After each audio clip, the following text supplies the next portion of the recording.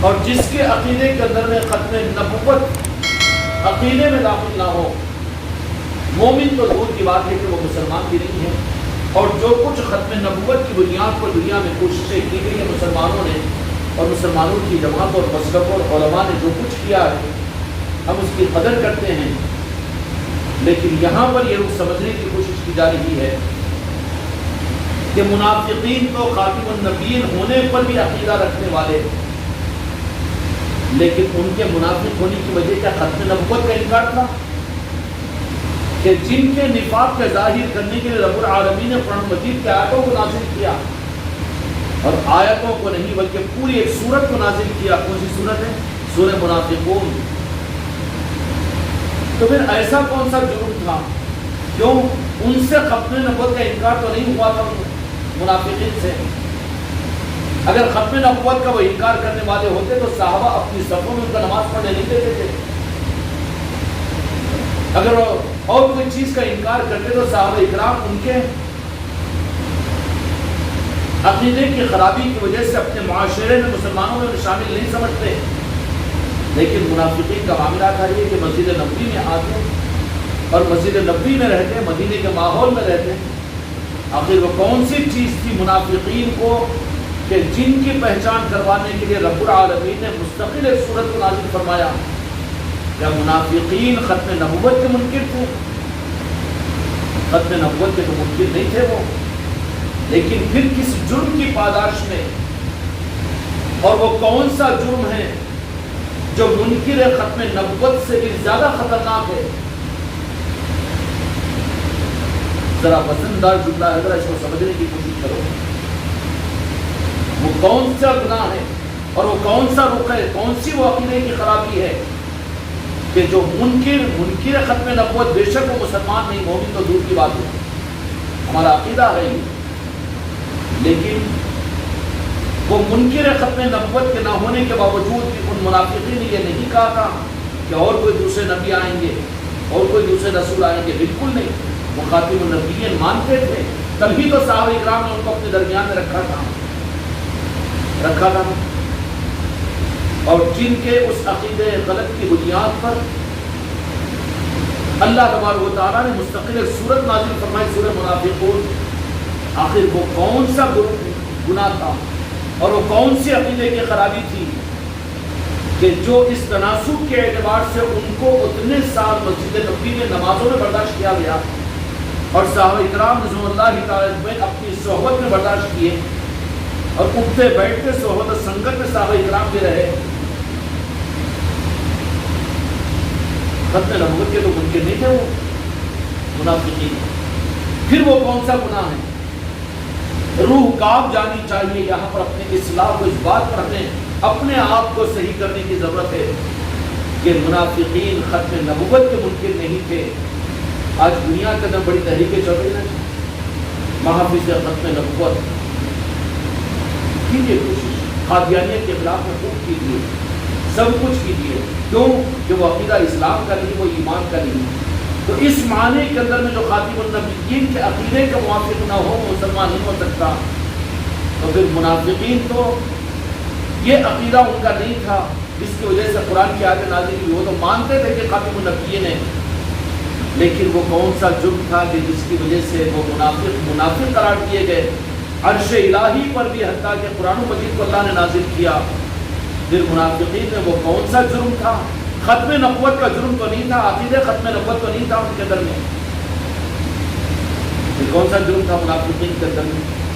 منافقین کے اندر میں جرم تھا، اللہ تعالیٰ ہم کو اور آپ کو اپنے قدم قدم پر سمجھنے کی توفیق عطا فرمائے۔ یہی طریقت کی بنیاد ہے، یہی عظمت کی بنیاد ہے، اور یہی نوازے جانے کی بنیاد ہے۔ خانقاہوں میں یہی چیز پیدا کرائی جاتی ہے طالبین کے اندر میں، اور سچا صادق اور طالب وہی ہے، سچا مرید وہی ہے جو اس چیز کو لینے کی کوشش کرے۔ منافقین کے اندر میں جو جرم ثابت ہوا ہے ان کا یہ ہے کہ وہ موسیٰ علیہ السلام کو بھی ماننے والے، حضرت عیسیٰ علیہ السلام کو بھی ماننے والے، قرآن و مجید کو سب ماننے والے، ساری شریعت کو ماننے والے، دو جہاں کے مالک کو ماننے والے، اور آپ کو آخری نبی ماننے والے، آخری پیغمبر ماننے والے، لیکن ان کا جرم صرف یہ تھا منافقین کا کہ جو قادیانی تو اس صدی میں پیدا ہوئے ہیں، ختم نبوت کا انکار کر کے ان کو اسلام سے کاٹ دیا گیا. ارے کاٹیں گے ہم کیا، خود اسلام کاٹ دیتا ہے ان کو. پھر منافقین اس بنیاد کے اوپر، اس عقیدے کی وجہ سے تو منافق نہیں بنے تھے. پھر ان کا وہ کون سا عقیدہ تھا کہ جس کی وجہ سے رب العالمین نے انہیں منافقین قرار دیا؟ وہ صرف اور صرف آپ یہ نہیں کہہ سکتے کہ گستاخ تھے. وہ گستاخ تو ابو جہل تھا. اتنا تو حدیث سے پڑھے ہوں گے، اتنا تو معلوم ہوگا میرے آقا کی مکی زندگی مدینہ منورہ کے اندر گستاخ کون تھا؟ ابو جہل تھا، ابو لہب تھا. تو پھر یہ ماننا پڑے گا کہ منافقین کو نفاق کی وجہ اور رب کو ان سے ناراض ہونے کی جو وجہ بنی وہ گستاخی بھی نہیں تھی. گستاخی اگر وہ منافقین کرتے نا تو ان کو تو اتنے دن اور اتنے سال تو برداشت ہی نہیں کیا جاتا تھا. یہ نہیں کہنا کہ منافقین گستاخ تھے. والتین والزیتون وطور سینین وہذا البلد الامین. بلد الامین مکہ المکرمہ ہے. بلد الامین سے مراد مکہ مکرمہ اور مدینہ منورہ ہے، حرم پاک ہے. اور حرم میں ہمارے پاس میں جیسے مکہ ہے ویسے ہی مدینہ داخل ہے. جیسے کلمے میں لا الہ الا اللہ ہے، محمد رسول اللہ ہے، ویسے ہی حرم مقدس میں ہمارے پاس میں ایک طرف کعبہ ہے تو دوسری طرف مدینہ المنورہ ہے. یہ رمز اور آگے کی باتیں ہیں. اس لیے دیوانوں نے کہہ دیا اپنے جنون کے اندر میں اور اپنی مستی کے اندر میں کہ اللہ کا گھر سمجھ کر جو کعبۃ اللہ پر پہنچا، اللہ وہاں کہاں ملے گا؟ مدینہ پہنچ جا، اللہ تو وہاں ملے گا. اے مدینے کو جانے والے، مدینے میں تو میرے مصطفیٰ ملیں گے جہاں پر اللہ بھی ملے گا. اور حق یہ ہے کہ رسول اللہ کعبے کے ذریعے سے دنیا کے اندر میں اپنی طرف میں انسانیت کے قلوب کا کعبہ بنا دیتے ہیں. نہیں، اللہ نے عظمت عطا فرمائی مکے اور مدینے کو کی ہے. قیامت میں خدا کی قسم رہے گی. خدا اس معاملے میں بڑا غیور ہے. کیا ہے؟ مکہ مدینے سے الگ نہیں، مدینہ مکے سے الگ نہیں ہے. وہ تو نادان ہیں لوگ جو مکے کو عظمت دے دیتے ہیں. تو مکے کے در و دیوار سے پوچھو کہ تو کیا ہے تو کہے گا کہ مدینہ میری روح ہے. ورنہ مکے کو کون پہچانتا؟ اور کون حاجی ہے جو حج کو جاتا؟ کون رمی اور جمرات کرتا؟ اور کوئی سعی کون کرتا؟ اور کون وہاں پر مزدلفہ کے اندر میں قیام کرتا؟ اور کون ہے جو میدان عرفات تک پہنچتا؟ اگر مدینے کا راستہ نہ ہوتا تو مکے کو کون پہچانتا؟ اور مدینے کو چھوڑ کر تو اگر مکے کو جا رہا ہے تو کہاں بھٹکے گا؟ کدھر ملے گا تجھے؟ نہ وصل ملے، نہ مثال صنم ملے. سمجھ میں آ گئی بات؟ اللہ نے مرکزیت بنائی ہے مکہ اور مکرمہ کو اور مدینہ طیبہ کو. مکہ اگر کہے بھی تو مدینہ ہے، مدینہ کہے بھی تو مکہ ہے. اس فرق کو بھی ختم کرو. اور اس فرق کو ختم کرنے کے تمہارے کلمے کی تعلیمات ہے لا الہ الا اللہ و محمد رسول اللہ. لا الہ الا اللہ محمد رسول اللہ. مکہ بھی مدینہ، مدینہ بھی مکہ ہے. سمجھ میں آ رہی بات؟ اللہ کیا ہے وہ مصطفیٰ جانے، مصطفیٰ کیا ہے مصطفیٰ کا رب جانے. اور مسلمان کے ایمان کے ترازو کو قیامت میں اسی پلڑوں میں تولا جائے گا. کیا میں تولا جائے گا؟ وہاں تو دور کی بات ہے، قبر میں تولا جائے گا. کس پر تولا جائے گا؟ مکے مدینے کے ترازو میں تولا جائے گا. میزان عدل کس کو کہیں گے؟ جو ہوگا بعد میں فرصت ملی تو دیکھیں گے. لیکن میزان عدل تو مکہ اور مدینہ ہیں، اللہ اور رسول اللہ ہیں. سمجھ میں آ رہی بات؟ قبر میں بھی تو یہی پوچھا جائے گا جو کنت تقول فی ھذا الرجل محمد صلی اللہ علیہ وسلم پر ایک آقا کی مسکراہٹ مل جائے تو پھر وہاں پر اللہ کا سوال نہیں ہوگا کیونکہ سوال پورا ہو چکا ہے، اس کا جواب مل چکا ہے. اب اللہ کے بارے میں پوچھنے کی ضرورت نہیں ہے اس کو. سمجھ میں آئی؟ لیکن وہاں پر جو رسول اللہ کے بارے میں بیلنس آؤٹ ہو گیا تو پھر اس سے اس کے اسلام کے بارے میں پوچھا جائے گا اور اس سے میرے آقا کے بارے میں سوال کیا جائے گا. من ربو کا ما دینو کا، اس سے پوچھا جائے گا. اور جو پہلے ہی لمحے کے اندر میں میرے آقا سے اپنی نسبت کو صحیح کر لے، ادھر سے عشق کے راستے سے چل کر آقا کے قدموں پر یہ پڑ جائے، مسکراہٹ میرے آقا مسکرا دے، نہ رب کے بارے میں پوچھا جائے گا نہ دین کے بارے میں پوچھا جائے گا اس سے. تو پھر اب میں کہوں میزان عدل قبر کے اندر میں مکہ اور مدینہ ہے تو یہ صحیح ہے کہ غلط ہے؟ قیامت کے میدان میں امت محمدیہ کے لیے میزان عدل یہی ہوگا، جو کہ اللہ کو ماننے والے تو بہت سی قومیں، سوالات نبیوں کی امتیں ہوگی، 314 رسولوں کی امتیں ہوگی، 4 آسمانی کتاب اور صحیفوں کو ماننے والی امتیں ہوگی، وہ اللہ کو ماننے والی ہوگی۔ اگر یہ مسلمان بھی یہ سوچے کہ میں اللہ کو ماننے والا ہوں تو اس کا پاسن تو چھوٹ جائے گا ایک طرف۔ کیوں؟ اس کے پاسن کے بیلنس کے لیے محمد رسول اللہ ضروری ہے۔ جہاں پر محمد رسول اللہ ہے تو بیلنس ہو جائے گا، اور کہا جائے گا کہ اس کے اعمال کو جانچو مت، بلکہ یہ صحیح میزان پر اترا ہے، اس کو بغیر حساب کتاب کے کہاں پہنچا دو،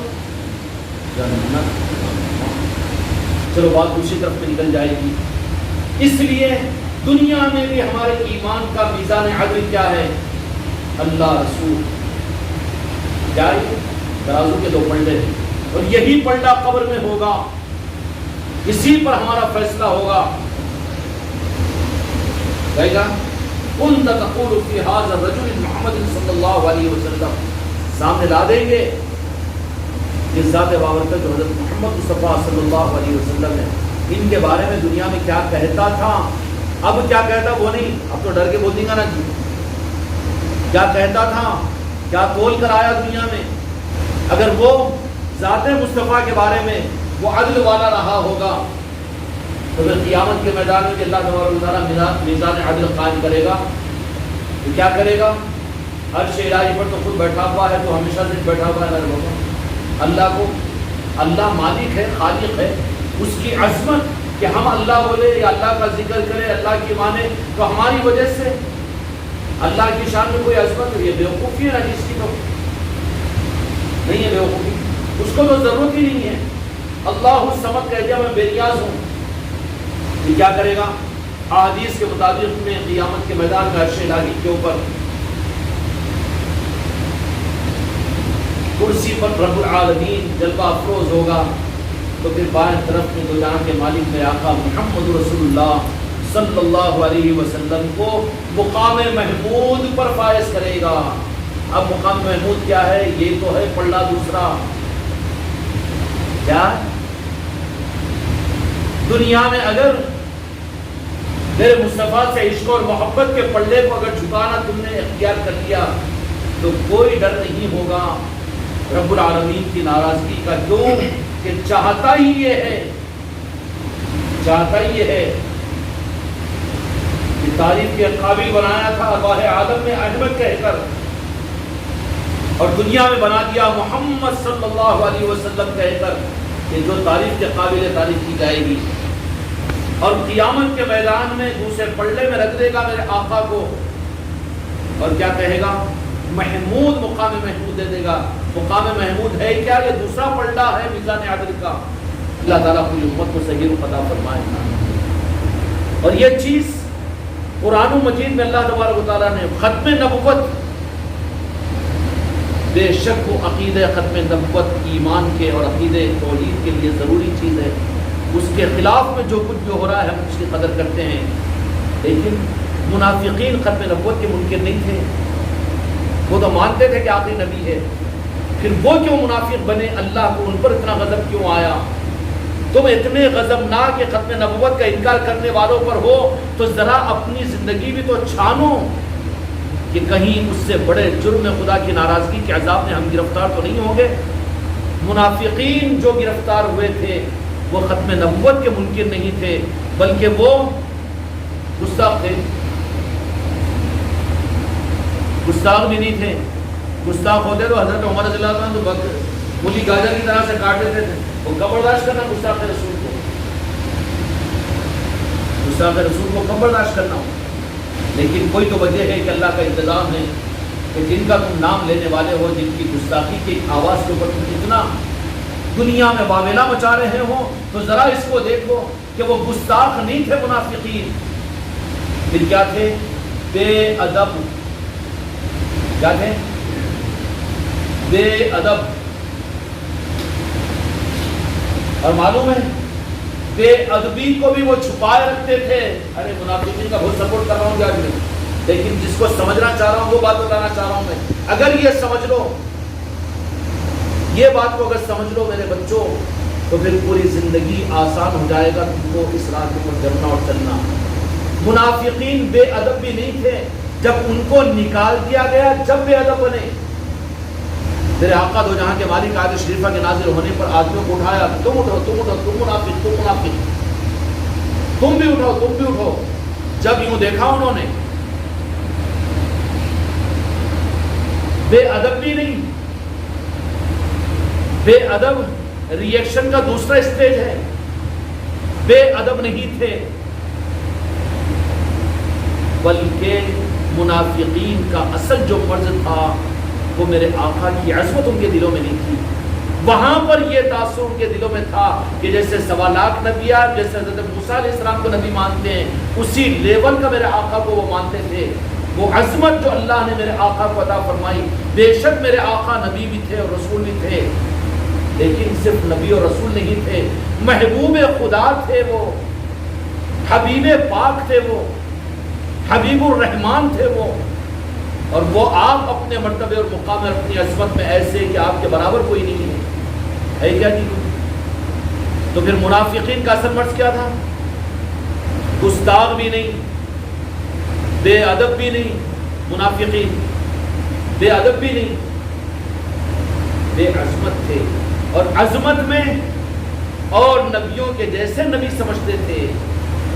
اب بیچاروں کا کیا ہوگا؟ نعوذ باللہ علیہ باللہ، کفر کا جملہ دہرانا بھی کفر کے قریب. یا رسول اللہ مجھے معاف کیجیے، لیکن وہ جملہ دہرا ہی دے دیتا ہوں جو یہ کہے کہ رسول اللہ کیا بڑے بھائی کی طرح سے تھے.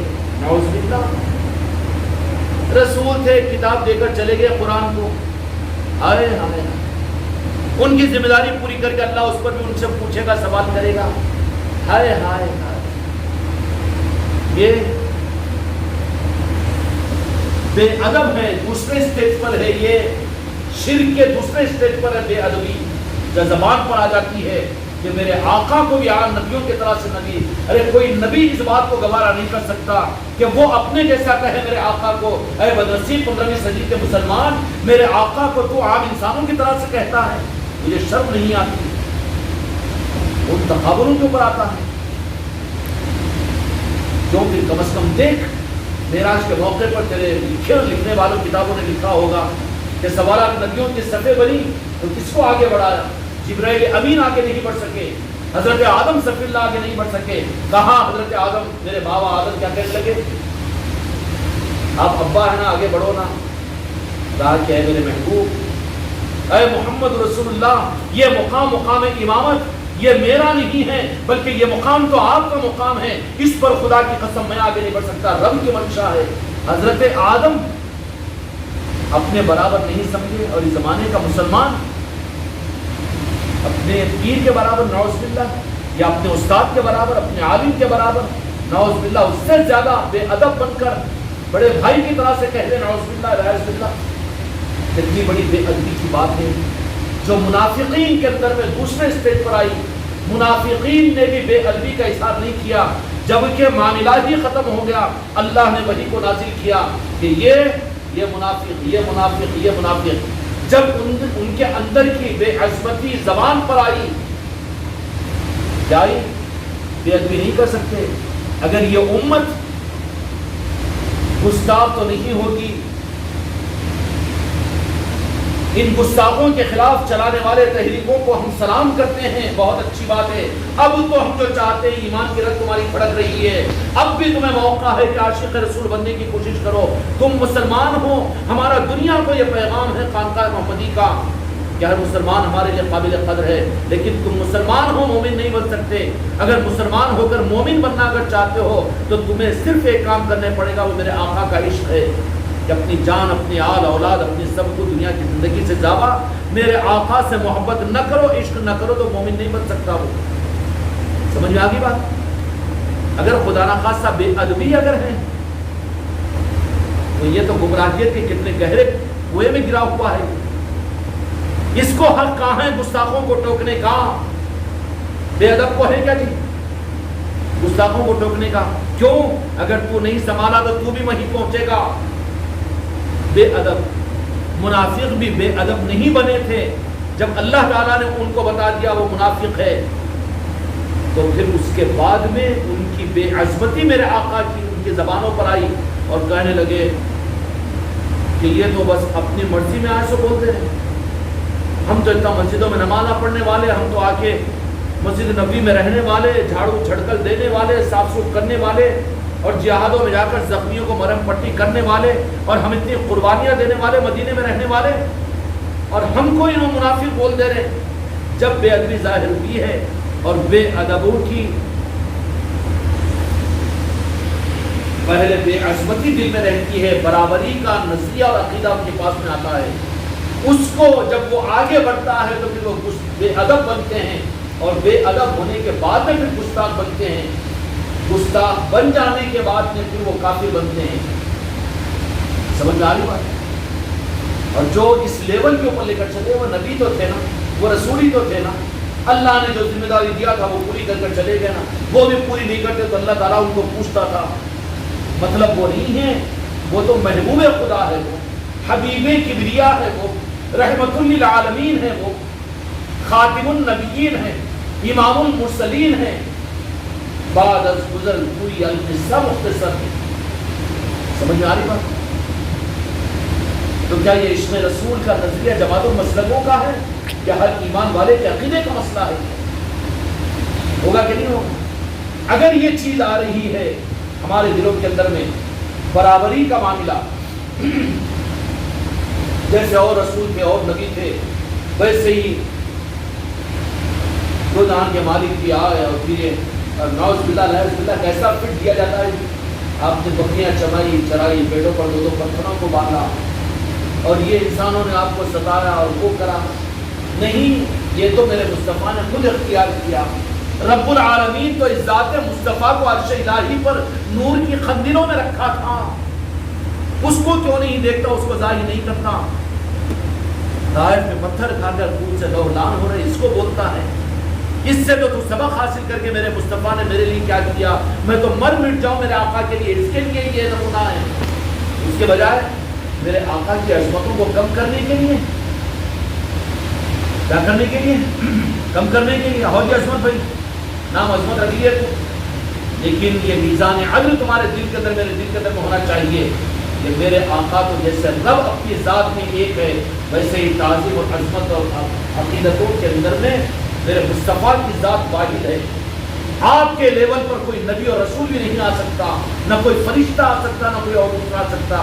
جب رسول اور فرشتہ نہیں آ سکتا, اور جی کوئی دوسرا ہے نہیں, بالکل عقیدہ بالکل محفوظ ہے, وہاں پر کوئی گنجائش نہیں ہے.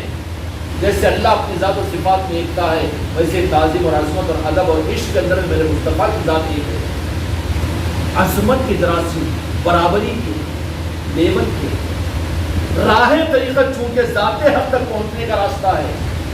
یہاں کا اصل پلین اور یہاں کا اصل راس المال اور یہاں کی اصل طاقت اور اصل انرجی, یہ بھی عظمت پر مبنی ہے. کائے پر ہے؟ جو عظمت والا بنے گا وہ ادب والا بنے گا, اور جو ادب والا بنے گا وہ تعظیم والا بنے گا. جو تعظیم والا بنے گا تو پھر ابراہیم خندوسی جیسے منصوب آئیں گے, سلطان الہند کو ایک کھلی کا ٹکڑا گرا کر تالے کو چابی لگا کے چھوڑ دیں گے نا. اور تعظیم ہی نہیں ہے, برابر کے چہرہ میں جان دو نا, لیول کے چہرہ. یا پھر راجن شاہ جی تھے ان کے زمانے کے اندر بدیا وقت کو کیا کرنا ہے, اپنے باپ کو پہچانے, اپنے چچا کو پہچانے, خود کی اولاد کو پہچانے, اور میرے آقا راجن شاہ ولی کو نہ پہچانے. کس برابری کے اندر میں, کیوں کہ عظمت ختم ہو رہی ہے تیرے اندر سے. اور عظمت جو ختم ہوتی ہے نا تو پھر عظمت دل کے اندر میں ہوتی ہے. کہاں ہوتی ہے؟ اب جب دل میں عظمت ہوتی ہے تو اس کو سبق پڑھانا نہیں پڑتا, بلکہ اس کی ایک ایک سانس سے عظمت ظاہر ہوتی ہے. کیا ہوتی ہے؟ اس کے حرکات سے عظمت ظاہر ہوتی ہے, اس کے عمل سے عظمت ظاہر ہوتی ہے. عظمت اندر میں ہوتی ہے تو وہ عظمت اگر ہے تو کوشش نہیں کرتا کہ ہمیشہ میں سلام کروں تو ذرا ایک بار انہوں میرے کو بھی سلام کر لینا, کیوں کیا وہ تو سمجھ لیا اپنے لیول کا ہے. یہ نہیں ہوگا نا. تو عظمت کا روگ لگا ہے اس کو, اب نیچے اتر رہا ہے یہ. عظمت دل کے اندر میں ہوتی ہے، اور اس عظمت کے اس دل کے بیچ کو بہت سنبھال کر رکھنا، کیونکہ یہی بیچ تعظیم پر لائے گا، عقیدت پر لائے گا، اور پھر بہت کچھ دلوائے گا، اور اسی بیچ کے ذریعے سے پھر یہ اللہ کی بارگاہ کے اندر میں قبولیت کے اس اعلیٰ مقام پر پہنچے گا۔ اس لیے یہودیوں نے سب سے پہلے امت کو گمراہ کرنے کے لیے عظمت کو امت سے نکالا، اس میں کامیاب ہو گئے۔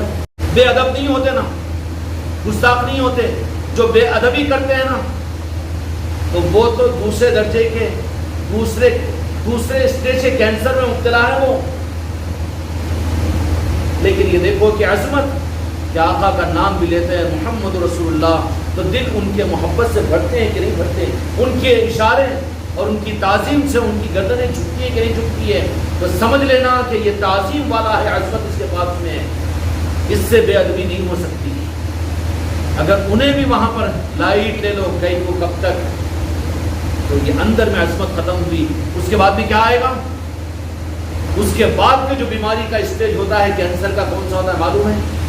بے ادبی ہو جاتی ہے۔ کیا ہو جاتی ہے؟ بے ادبی۔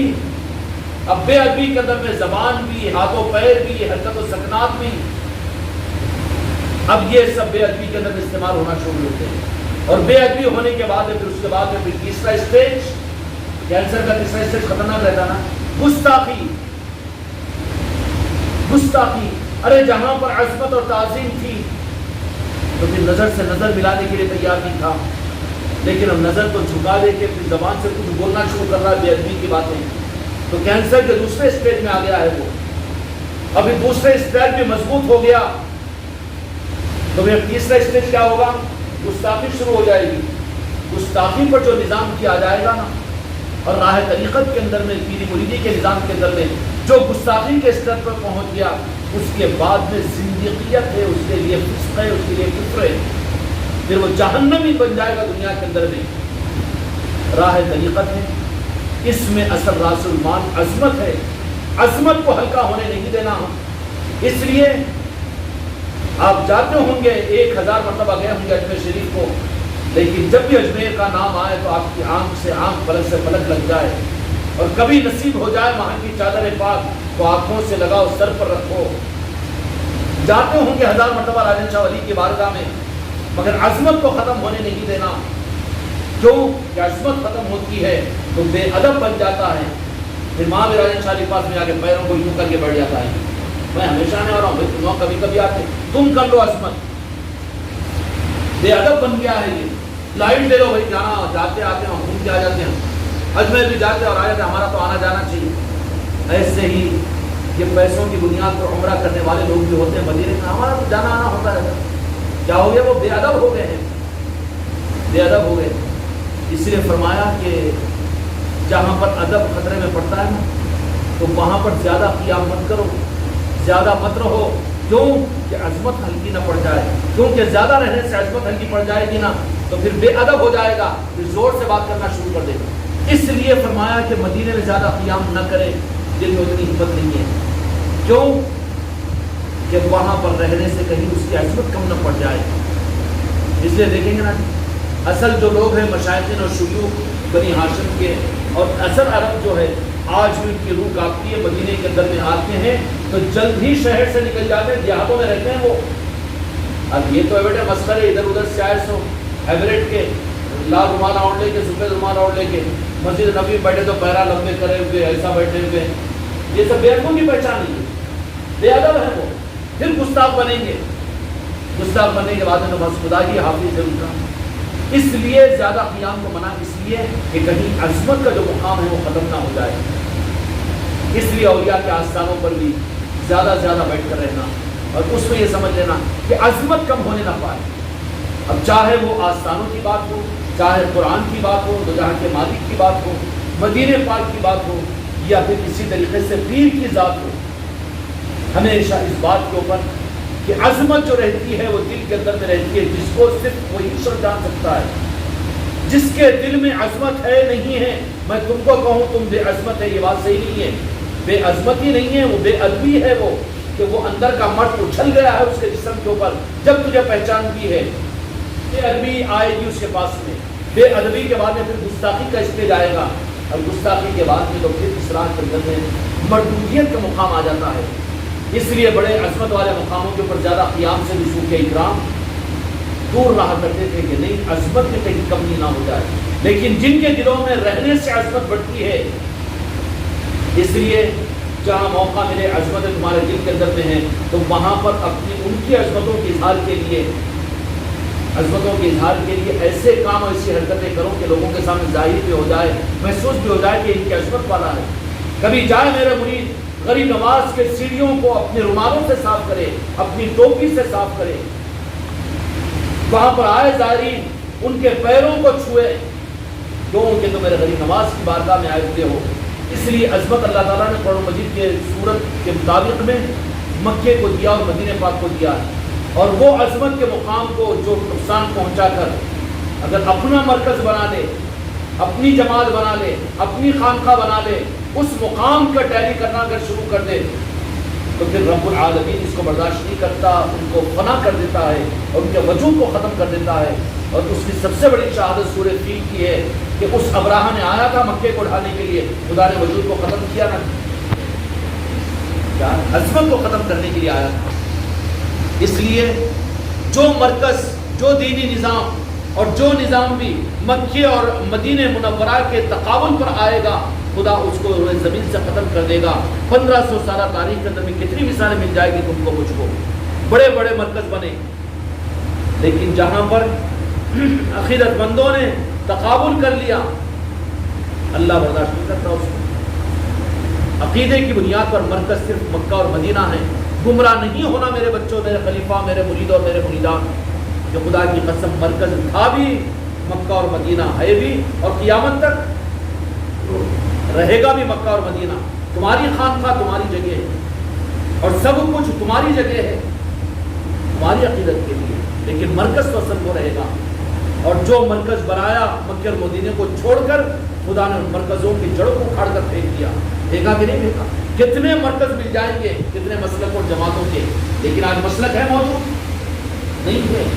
اس لیے اصل ہمارا مرکز مکہ اور مدینہ ہے، یہی میزان عدل ہے اور یہی ترازو کے دو پلڑے ہیں، اور اسی کو ہم پلڑوں میں جھکتا تولنے کے لیے عشق مصطفیٰ کے طالب بن کر رہے ہیں، جس کے لیے عظمت ضروری ہے، تعظیم ضروری ہے، عقیدت اور محبت ضروری ہے، فریفتگی ضروری ہے۔